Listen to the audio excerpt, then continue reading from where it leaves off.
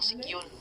Sa viral video, makikita yung batang naglalako ng sampagita, pinalayas ng security guard. Kung makikita nyo, ang ginagawa ng security guard sa batang babae, naglalako ng sampagita. Sinisira ang kanyang nitinda ng bulaklak, sampagita, at saka sinipa niya. Sinipa ng security guard yung batang babae. So, kung makikita nyo sa ginagawa ng security, viral ito siya ngayon guys, dyan sa SM Mega Mall, Mandaluyong. Ayan.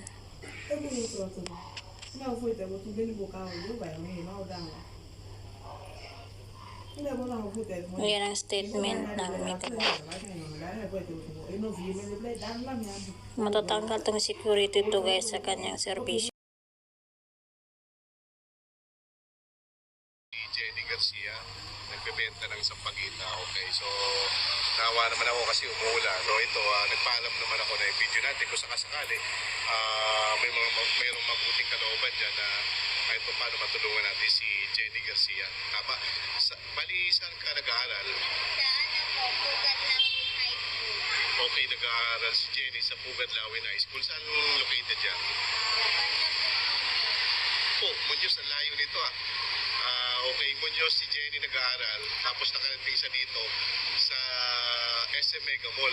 Tama? SM Mega Mall. Pero hindi, paano ka nakarating dito? Okay, bali nagbabas ka. Tapos just to sell that, ano? Tama ba? O talagang napadaan ka lang? Okay, so talagang bumiyahe ka from Muñoz dito dito ka nagbebenta sa Mega Mall talaga. Every day mo ba ginagawa yan? Oh? Pero saan yung mga magulang mo?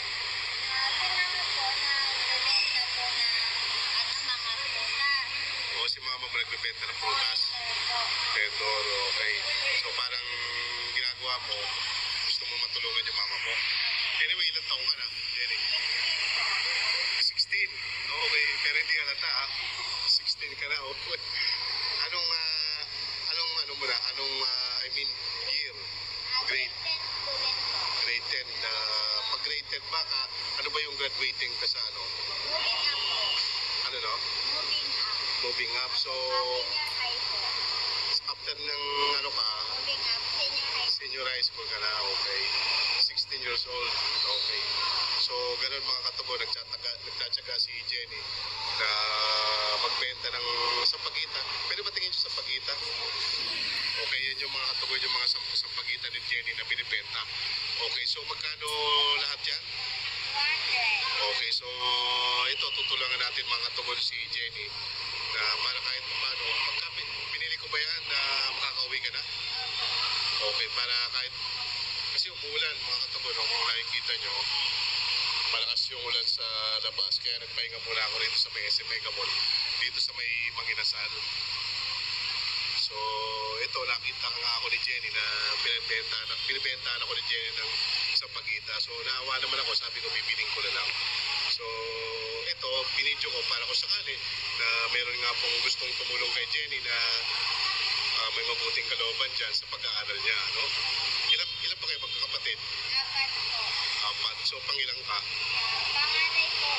Panganay ka? May kakambal ka, okay. So, sige Jenny, bibiling ko na lahat yan, ano? Halagang 200. Ito, Jenny, ano? Yan. Sige, pakita mo yung sampagita nga. Ayan. So, yan mga katugong, binili ko na yung sampagita ni Jenny. O, sige, ano mo nga yung sampagita mo. O. Ayan, okay. So, yan, okay.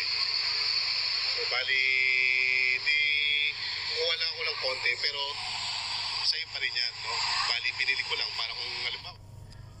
Ayan siya guys, kung makikita nyo sa ating video, yung batang nagtitinda ng sampagita.